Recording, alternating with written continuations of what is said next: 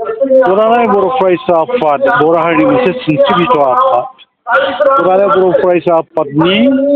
जि मोनसे बिहोमा बेखौथ' फंनैसो रावजों बुंनानैथ' फोजोबनो हाया नाथाय जोङो बेखौनो मोनथिनो नांगोन बा जोङो रोखा जानांगोन जे बर' फरायसा आफादा दुलाराय बर' फरायसा आफादा बर' हारिनि मोनसे आफाद रायजो राजानि बियो जेंना जेथो हारिनि जेंना जेथो बेखौ लानानै हाबा मावगासिनो दं जोनोमनिफ्रायनो थांनाय इं 1963 मायथाइनि 15 फेब्रुवारिनिफ्राय जोनोमनि उननिफ्रायनो बर' हारिनि रैखाथि खालामनो थाखाय जिउखौहाय खामानि मावगासिनो दं मावलांबाय थानांगोन मावगासिनोबो दङ बाथ्रा बे दिनैहाय जोंनि धेमाजि जिल्ला दुलाराय बर' फरायसा आफादनि बावहाय 30थि बोसोरसालि जथुम्माजों लोगोसे सिमेन्ट डक्टर दुलाराय बर' फरायसा आफादनि 34थि बोसोरसालि जथुम्मा जुथाइ खुंनाय जादों समफंनि बावहाय मोनसे रंगमन्च बावहाय सानैनि हाबाफारिजों बे जथुम्माखौ खुंनाय जादों बावहाय गुबैयैहाय आंखौ मेल बेखेवगिरि हिसाबै लिंहरदोंमोन आङो आंनि मावनो गोनां खामानिखौ मावबाय माखासे बिबुंथि लाखिबाय बेनि उनावनो जोंनि रायजो सभानि MP मानगोनां बिथां रोनगोरा नार्जारियाबो गावनि बेसेन गोसा बिबुंथिखौ लाखिलांबाय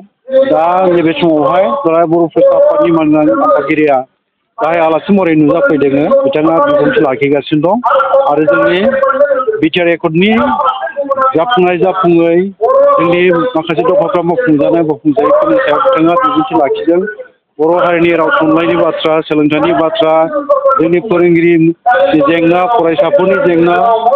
स्कुलनि फरायसालिफोरनि जेंनानि सायाव बिथाङा बिबुंथि लाखिगासिनो दं दा आंनो बेखौ बुंनो लुबैगोन जे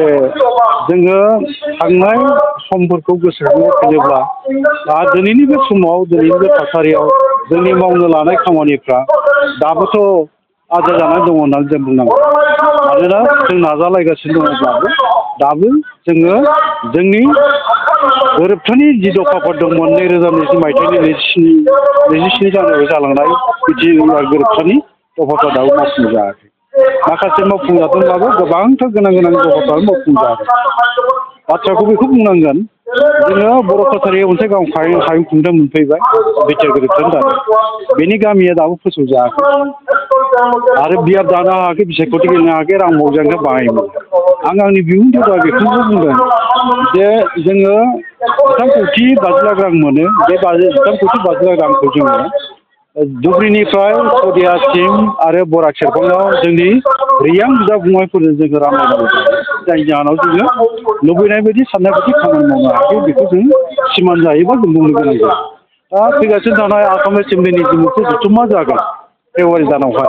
बावहाय रां बावजानि बारायनायखौ जों लुबैदों आरो बे आसाम एसेम्बलि जथुम्मानि सिगां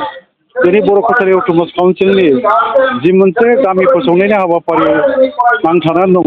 बेखौ फोसावनांगौ गोनां जायोबा बेखौ खोन्दो हिसाबै माने फेज वाइसआव गोदोबो सरकारा बाथ्रा होखादोंमोन सरकारा जोङो बुंखादोंमोन बेखौ फेज वाइसआव जोङो खामानिखौ मावलांसै माने फोसावलाङो जेराव जेंना गैला जेरैहाय मिसिं अट'नमास काउन्सिलाव जा जेंना गैला मिसिं अट'नमास काउन्सिला जोंनि बर' गामिफोरखौ बिसोरो हगारनानै होबाय बेनि उनावहाय टुनवालजों जेंना गैला बेनि उनाव देवरिजों जा जेंना गैला दा माखासे जेंना गैयै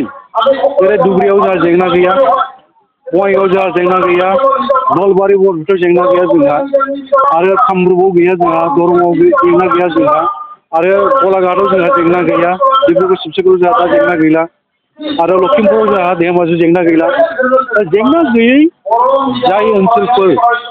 बा जिल्लाफ्राव जोंनि बर' सुबुंफोरनि गामिफोर दंमोन बिटिसिनि बायदों बेखौ फेज वाइसआव सरकारा जोंनो गामिखौ फोसावनानै होनांसिगौ आरो जोंनि रां बावजाया फैगौ फेब्रुवारि दाननि जि मोनसे बिसायख'थि माने आसाम एसेम्बलियाव जमा जागोन बावहाय रां बावजाखौ जोङो गोबां बारायनानै होनायखौ जों लुबैथारगोन आरो बेखौ खालामना होआबा जोंनि रायजो राजा दुखु मोननानै दङ रायजो राजा दुखु मोनदों मानोना बोसोरब्रै बारलांबाय बोसोरबा जासिगोन 2025 मायथाइनि 27 जानुवारियाव बोसोरबाया आबुं जासिगोन बे एफा गोलाव समाव सरकारा जे मावनो आखायाव लायो आरो मावफुंजोबाखै हमथा खालामबाय थादों बेफोरो जोंनि इयुननि थाखाय बा सरकारनि थाखायबो इयुनाव बे गाहाम जानाय नङा होननानै जोङो बुंनो लुबैगोन। ओंखायनो जों खावलायगोन मानगोनां डक्टर हिमन्त बिश्व शर्मा मानगोनां बिथां गिबि मन्थ्रिखौ जे जोंनि बर' कालसार कमिसननि जि मोनसे गामि फोसावनो गोनां बियाब दानो गोनां आरो जोंनि नांबावनायखौ बानायनो गोनांखौ बे हाबाखौ मावफुंनानै होथारनांगोन। मानोना बिथांनि दारैनो बुंनो थाङोबा आरो आसाम आयेन आफादनि मानगोनां बिश्व दैमारि बिथां बे सानैनि दारैनो मोगथां महर मोनफैनाया जाफुंसार जाथारदों होनोबा बांद्राय बुंनाय जाया। दा बिथाङा जेराव गावनो बर' कालसार वेलफेयार प्रम'शन काउन्सिल दादों बुंनो थाङोबा डक्टर हिमन्त बिश्व शर्मानि दारै जाफुंदों। बे बिथाङा जोंनि बर' कालसार काउन्सिलखौ नाया सोर नायगोन। बिथाङानो जोंनि गारजेन, जोंनि रायजोनि गारजेन। आरो बिथाङानो जोंनि जेंना जेथोफोरखौ नायाबा जोंनि आंखालफोरखौ नायाबा सुफुंनानै होगोन। ओंखायनो जों खावलायगोन दिनैनि नोंथांमोननि बे खौरां बिजोंनि गेजेरजों जों बेखौ खावलायहरनो लुबैदों बिथांखौ बिथाङा डक्टर हिमन्त बिश्व शर्मा बिथाङा जोंनि जेंना जेथो नांखानायफोरखौ थाबैनो सुस्रांना होनांगौ। बियो